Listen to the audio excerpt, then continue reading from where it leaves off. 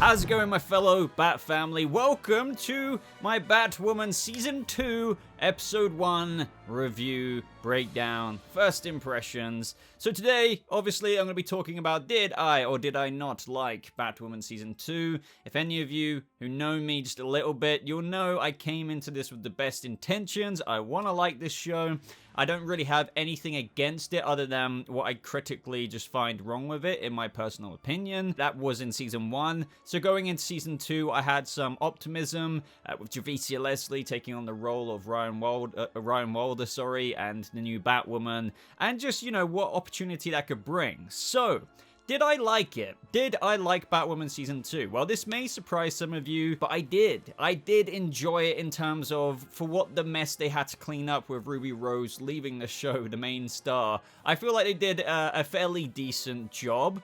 But there are some gripes I have with it still, some very on-the-nose choices, which I don't think I'm ever going to be personally down with, but I know there's going to be some other audience members out there who don't mind that whatsoever, and I'll get to that when I get to that. But honestly, this was like, I would say that you don't need to watch Season 1. Sure, I've been asked this before, and I've answered that in the same way. Sure, you can watch Season 1. You still get some character development, if you want to call it that, with Luke Fox, Mary, and several other characters, Sophie and whatnot. But honestly, I feel like you can go into Batwoman Season 2, and I was just thinking that, whether that was Alice standing there angry at the plane wreckage, and just, I felt like the introduction of characters, it's like, yeah, sure, you could benefit, obviously, from seeing Season 1, but, like, Season 2 is Season 1.2, and I felt like this was a much better pilot in terms of, if do you want to call it a pilot? It's not really a pilot, obviously, but it kind of is for the show again. But Javicia Leslie, what I will say about her in my first thoughts before we get into kind of the more breakdown-y kind of details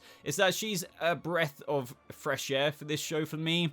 What I find about Kate Kane is that even though I warmed up to Ruby Rose and her performance, that took like 16, 17 episodes for me to sludgingly kind of get through. And even then, she let's just face it, you may disagree with me here, this is my personal opinion, Ruby Rose just isn't a great actor in terms of, she just isn't. She may be like badass in certain roles, like she did well in John Wick, like with the action scenes and stuff, but I don't think she'd handled the main role of a TV show very well. However, Javicia Leslie, she has a bit more of a dynamic range to her. On top of that, I would say she's more charming, she's instantly more likable, and I really don't mean that as any kind of attack, it's just comparing the two actresses, or actors, if you will, and I think a lot more people are gonna gel with Javicia Leslie's Ryan Wilder. Unless you're one of those that, screw this, no, Kate Kane is the real Batwoman, the only Batwoman. Let's get over it. Come on, get over it. Like, the reality of the situation is we've got this now,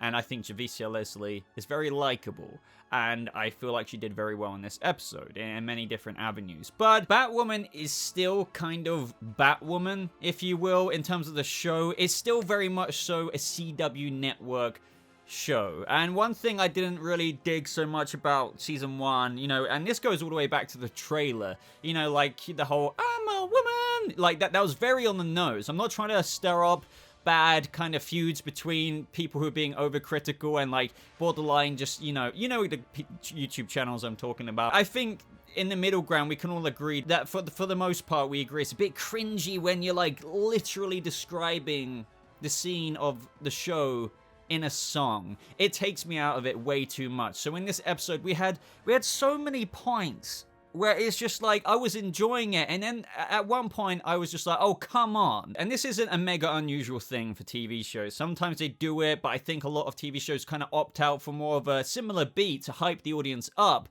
but the lyrics is too much. So when she was putting on the suit, it was very on the nose. It was the kind of, you know, and I can't remember the beat, but like, it was literally like, can you feel it come? And then there was another song, literally when we saw Hush in Wayne Manor, being Bruce Wayne. He's got the ladies, because he's Bruce Wayne, ladies man kind of thing.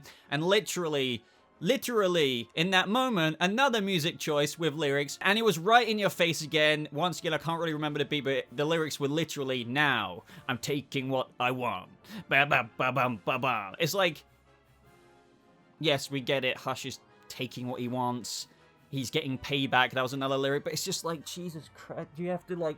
And I really don't want this to come across to people like, Boba, you hate Batwoman. No, I really enjoyed this episode in several other avenues. It's just, this is just like, for crying out loud. You may as well have had a point where it was sad at the end and Ryan Wilder handed the Batsuit off, and when she was walking out the door, you may as well just had it like, she's walking out the door. And by the way, at this point in the episode, I kind of tried to forget about that, but when Ryan Wilder was in danger and she was in a caravan kind of sleeping and the suit was there and Hush had found the Batmobile and he was on his way to her, and we had Mary and Luke radio literally saying, someone's coming for you. It was literally like, boom, Ryan Wilder like gets up and the music's like, no, this ain't no time to rest. And it's just like, the beat was good. Like, it kind of, like, I'm not gonna deny it hypes you up, but like, you don't need her waking up from a sleep saying, no, this ain't no time to rest. I trust you get what I mean there. I know there's so many people who won't mind about this. It's so cringy. I can't with that. It distracts from the... look, maybe it's just... This is subjective at the end of the day. I don't like that. I'm not looking forward to more of that. Dislike this video if you want. If my subjective criticism triggers you there, I don't care. But I think a lot of people will understand what I'm on about with that. It's just a shame because I feel like that really took away from the episode for me. But I'm not going to let it take away from the things that did do still very good in the episode. And I felt like one thing I really enjoyed as well is that I'm actually starting to care quite a bit about Mary and Luke now. And I always liked Luke more than Mary. I always found Mary just a bit too eccentric in season 1, but I feel like the development they had in this episode was really enjoyable. Obviously, this is kind of like a fallout from the supposed death of Kate Kane, and we'll get onto that in a second. Good acting, seriously, on both parts.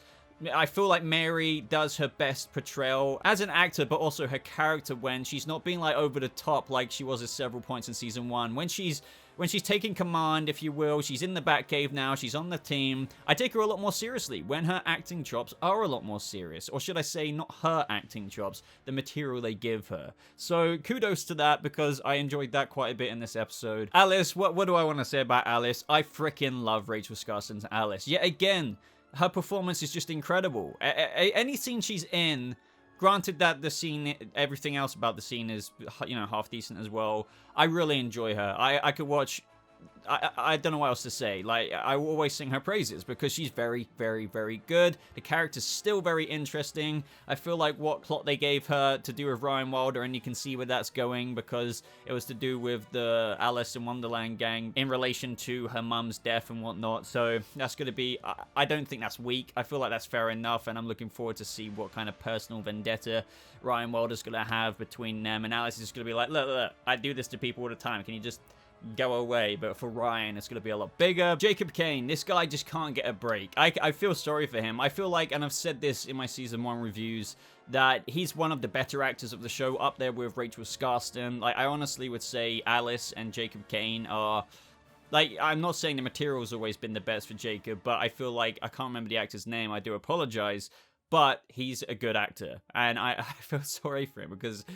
now Kate's supposedly dead, and this poor bloke's going through so much turmoil. I felt for him, and I was waiting for that moment when he got the Batwoman reveal from Alice. Thank you for doing that, because I was worried they were going to save it for a much later thing in the show, potentially, maybe even towards the end of this current season, and they were going to serve up a Kate Kane storyline for later on when I feel like we need to put that behind us now. So luckily they did that at the end of the first episode. He was zoning out, he kind of refused to believe it, but I really felt for that character.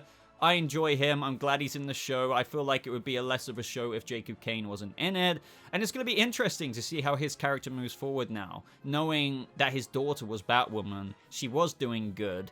He got in her way. We all know the complicated history there. And now there's going to be another Batwoman. So is he just going to tread on with such conviction with what his opinion was before of Batwoman? Or is he going to help out the new Batwoman? I feel like the character shouldn't be so against Batwoman again, especially after his daughter. Maybe it taught him a lesson. Maybe he's going to be, the Crows are going to help out the new Batwoman. Because I feel like Ryan Wilder, she's such a noob, and we'll get onto that in a second. And I didn't expect anything else, by the way. She's a freaking new Batwoman. I feel like the benefit of the Crows will help a new person out, and will hopefully push forward this season a bit more in terms of not wasting so much time on stuff we saw last season with Kate Kane, in terms of getting used to being a vigilante.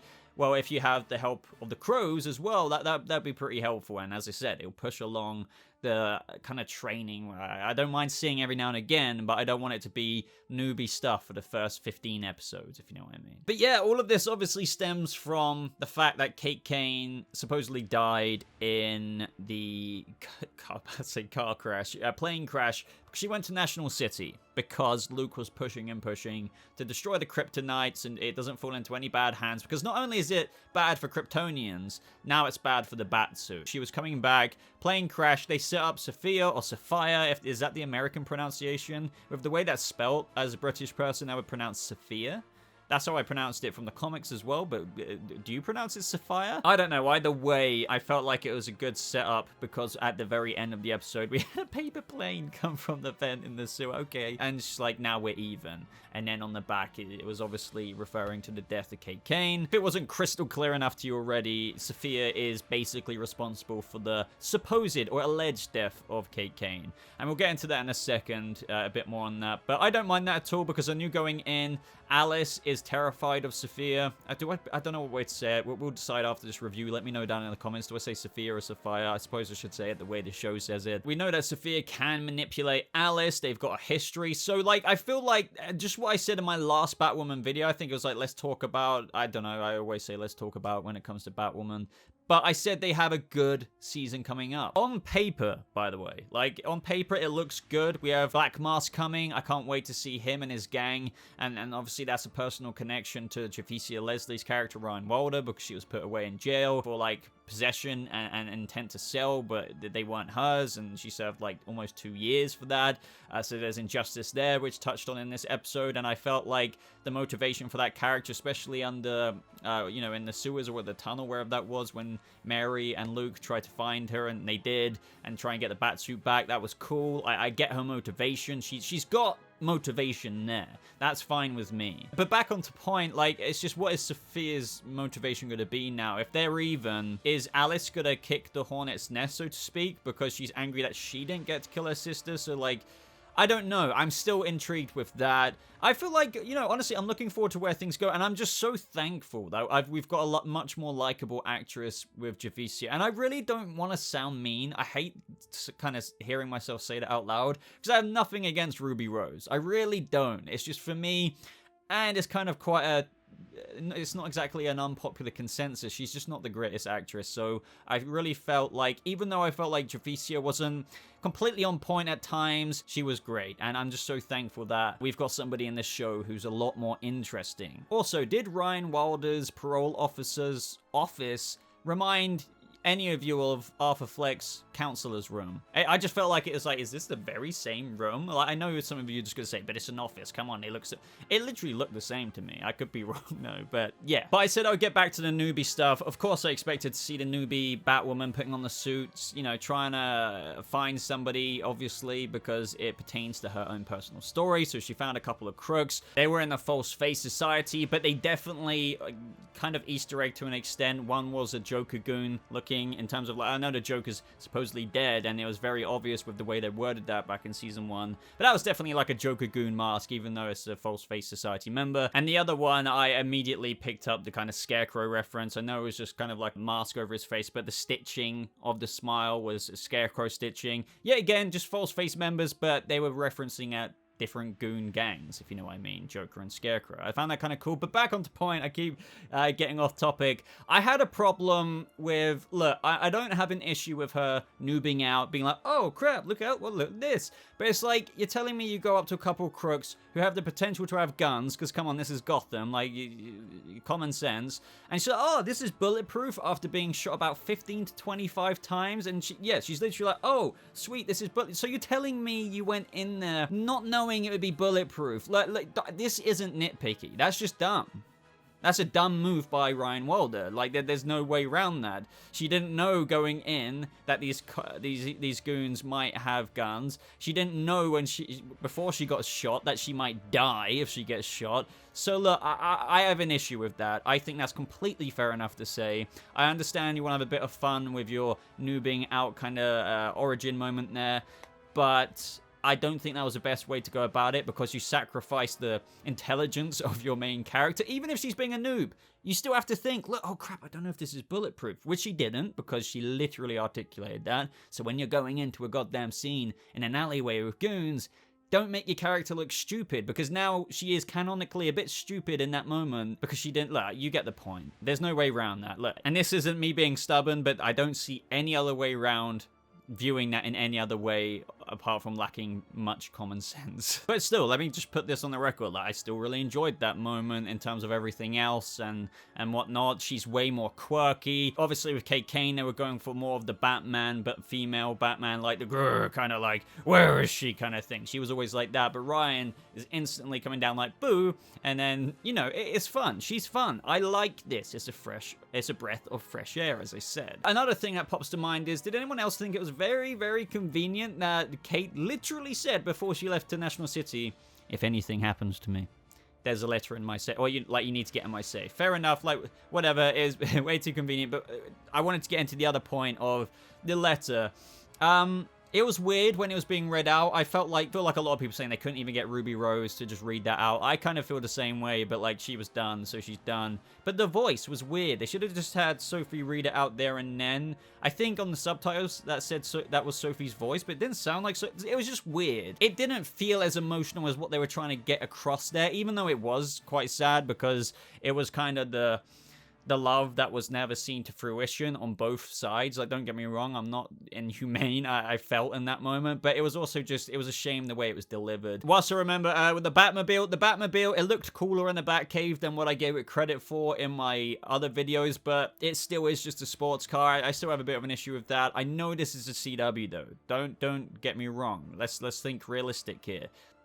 What I would say is Batman falls in line with the Arrowverse or the CW's take on their characters. They are like, you know, metric for DCU. They are like down here somewhere. It doesn't surprise me. You know, the Green Arrow went around on a bike. That made sense, but I feel like with Batman, the reason why it's a bit more of an issue is, fair enough, Oliver went around on a bike. He was a very rich man, depending on the seasons. But Bruce Wayne is a goddamn, you know, billionaire playboy Bruce Wayne, right? So when you set that character and bring him to fruition and he has a car like that, you can't expect me to believe that even though it's CW Arrowverse, it's still meant to be a lot better.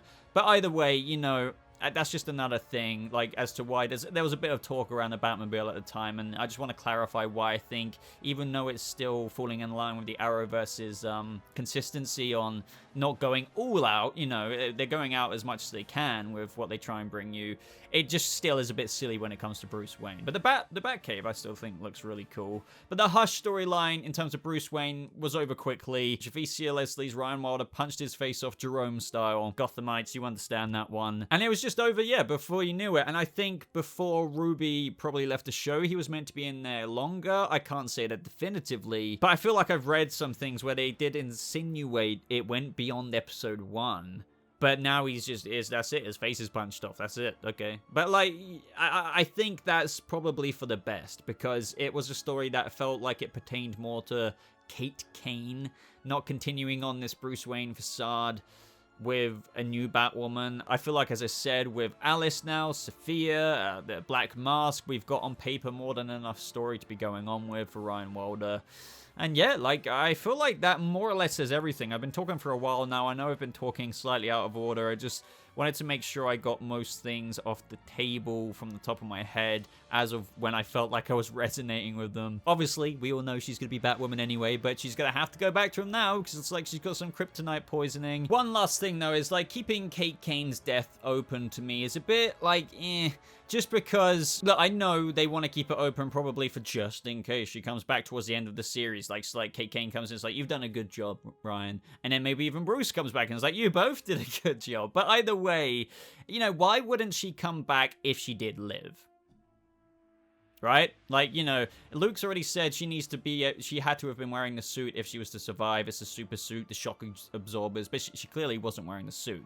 But miracles do happen. I get that. People have survived in real life in similar situations. It's insane. But she's not going to be in this season, let's assume, or whatever, next season. But it's like, why wouldn't she have come back if she healed? So, like, you know, what I'm trying to say there is, okay, let's assume she's dead, because why wouldn't she come back? Why not just find her body then in the show to just make that definitive? So that tells me, if you're not going to give us her body, I'm not saying that they won't, but let's assume that they don't for the rest of this season, then that tells me you're planning on keeping that door open for just in case you do that Ruby Rose cameo someday.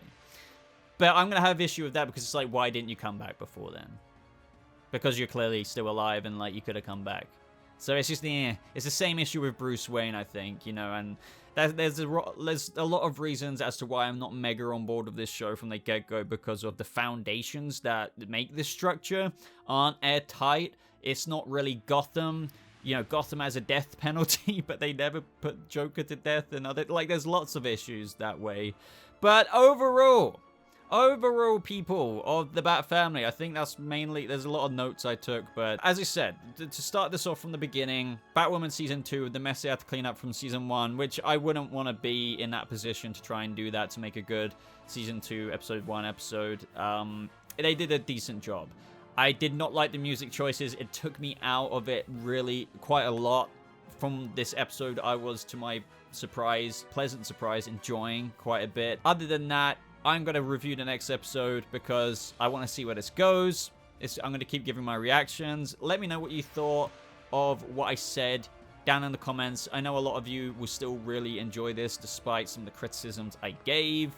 But are you on board with me? Did I forget anything? Let me know. Like the video if you did enjoy it. Subscribe for more videos just like this in several different corners of nerdy news and whatnot. Also, by the way, you can talk about Batwoman in my Discord server. Links, as always, are in the top pinned comment. You can follow me on Twitter and all that good stuff. Thank you so much for watching. I hope you all have a lovely rest of your day. And I'll see you, Bat Family, in the next video.